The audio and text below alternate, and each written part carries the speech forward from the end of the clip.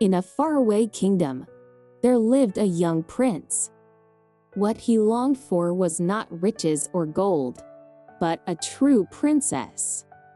This is a story of sincerity and sensitivity. The Princess and the Pea. The storm raged across the night sky, thunder tearing through the darkness.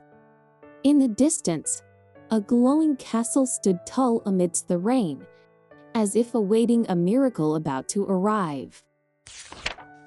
The prince leaned against the window, sorrow clouding his gaze. He had searched far and wide, yet still could not find a true princess. The storm outside echoed the emptiness in his heart. The queen watched her son quietly, her mind already at work. If a princess truly arrived, she knew just how to uncover her real identity with a most unusual test. On that stormy night, a drenched young lady stood before the castle gates. She claimed to be a princess, her clear eyes shining through the weariness. The prince and queen looked upon her with surprise.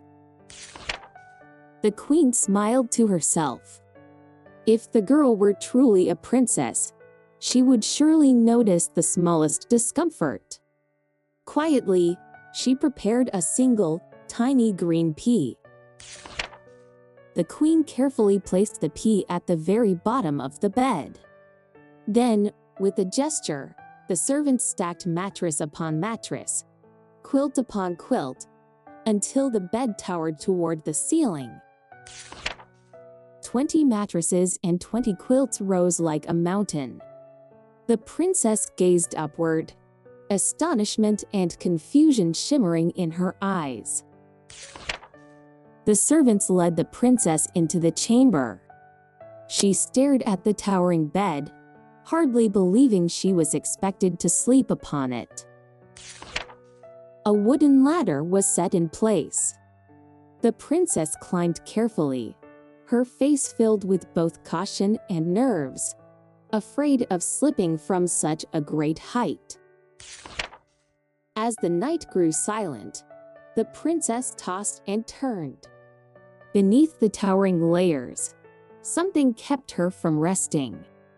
She frowned softly, letting out a weary sigh. Morning sunlight streamed through the window, birds chirping cheerfully outside. Yet the princess looked weary, as though she had not closed her eyes all night. The servants helped the princess down from the bed. She moved slowly, her face drawn with fatigue. The prince and queen watched her every step in silence. The queen sat gracefully in her chair, smiling gently.